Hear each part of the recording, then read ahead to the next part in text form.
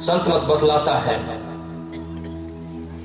वास्तविक में अगर अपना उद्धार पाना चाहते हो, वास्तविक में अगर अपना कल्याण पाना चाहते हो, तो सबसे पहले सीधा साधा भोजन करो।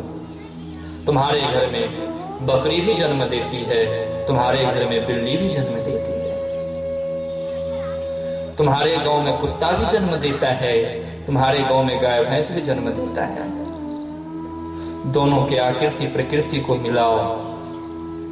सबसे पहले दोनों के आकृति प्रकृति को मिलाओ। बकरी जन्म देती है या गाय जन्म देती है तो बच्चे का आंख खुला होता है? नहीं, जन्म से ही आंख खुला होता है। और सटा के पानी पीता है? नहीं। गर्मी हुआ तो पसीना भी निकलता है ना, है? नाखून चौड़े चौड़े होते हैं, दांत भी चौड़े चौड़े होते हैं ना। अब बगल में कुत्ता बिलाइयो जन्म दिया है, उसके बच्चे का आंख बंद होता है। नाखून नुकीले होते हैं, दांत भी नुकीले होते हैं। वो जी से चाट चाट करके पानी पीता है, और सटा के पानी नहीं पीता, जी से चाट चाट के पानी पीता है। और गर्मी होता है तो हांफना शुरू करता है, हांफता है, हांफने लगता है। अब देखो, बकरी गाय शाकाहारी है और बिलाई कुत्ता मांसाहारी है। अब तुम अपने आप को मिलाओ, तुम्हारा प्रकृति बकरी से मिल रहा है, गाय से मिल रहा है, कि बिलाई और कुत्ता से मिल रहा है? माँ जब बच्चे को जन्म देती है, बच्चे का आंख खुला रहता है, ना देख पाता। अनहार घर से ना आए हम लोग, नहीं देख पाता है।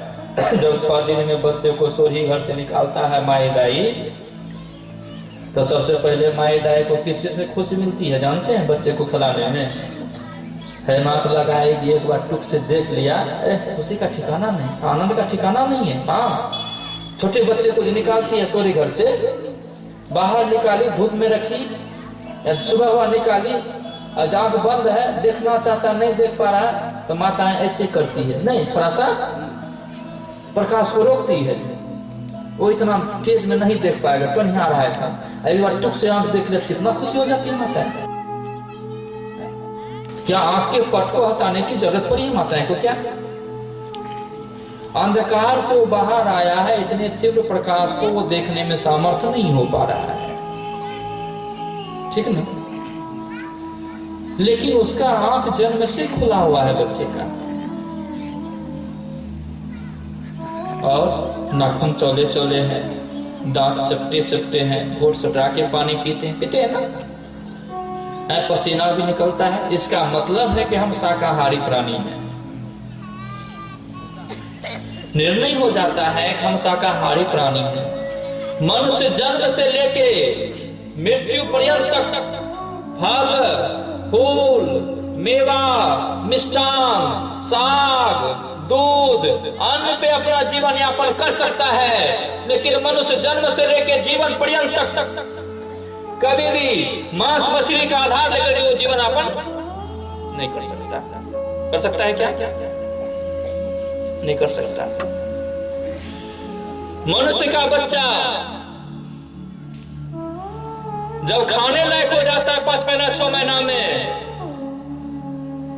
शाकाहार वस्तु कुछ भी दीजिए, बिस्कुट दीजिए, पाव रोटी दीजिए, दाल दीजिए, चना दीजिए, दाल मोट दीजिए, नहीं, रोटी का टुकड़ा दीजिए, भात दीजिए, गट से वो निकल जाता है। लेकिन चाहे हिंदू हो या मुसलमान, सिख हो या ईसाई, जो भी अपने बच्चे को मांस मछली खिलाया है, सीना पे हाथ रख के बोलो, पहले बार जैसे मांस का कम दिया होगा, झट से उल्टी कर दिया होगा।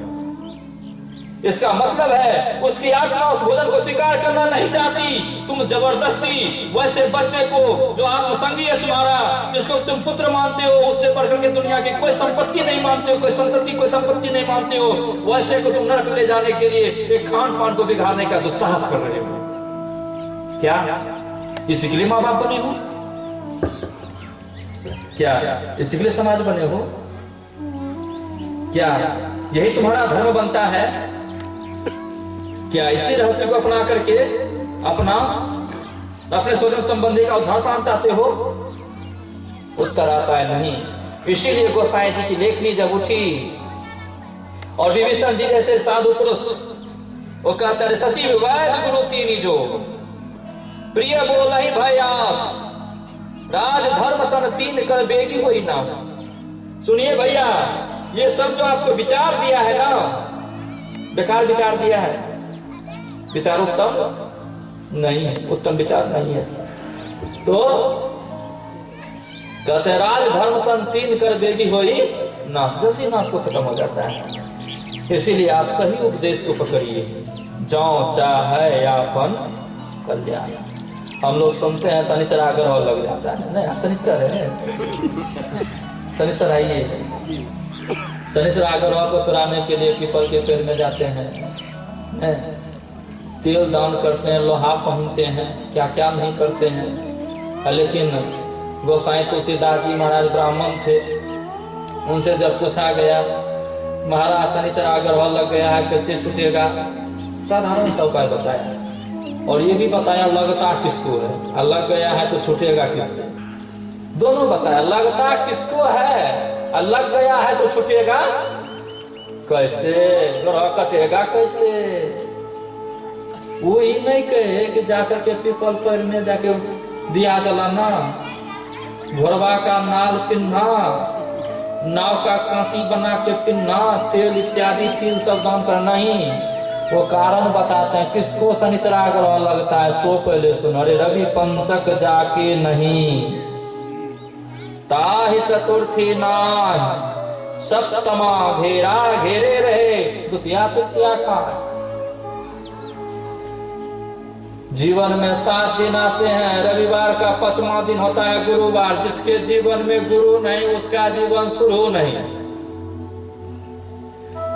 और जो गुरु धारण नहीं किया तो उसको शनिचरा कभी छोड़वे नहीं करेगा, क्योंकि उसका आचार विचार रहन सहन सही रहवे नहीं करेगा, कैसे उसका शनिचरा छोड़ देगा।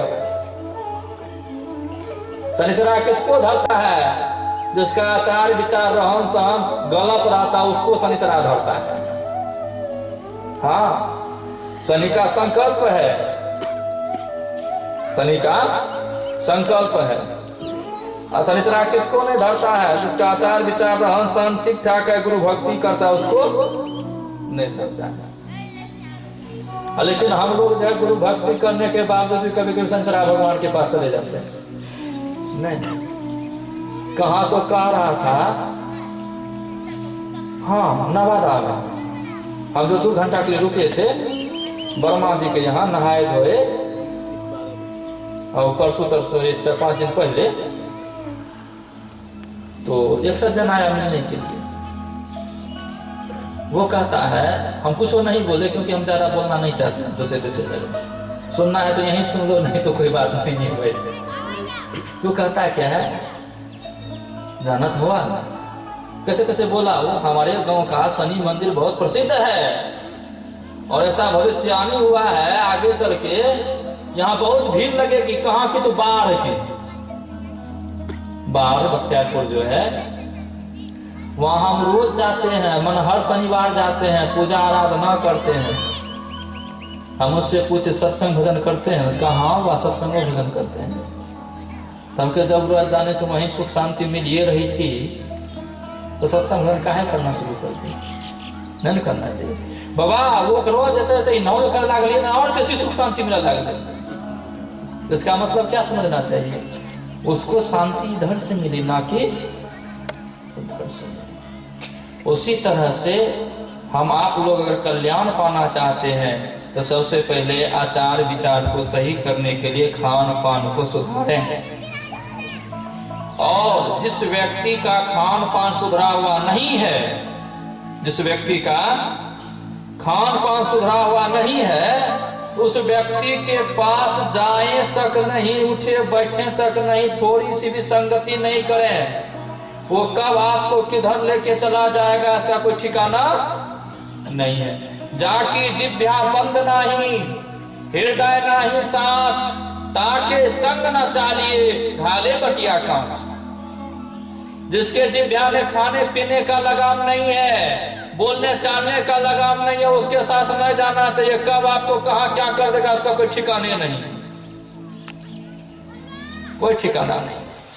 वैसे आदमी से परहेज करें और सदाचार में जीवन व्यतीत करें।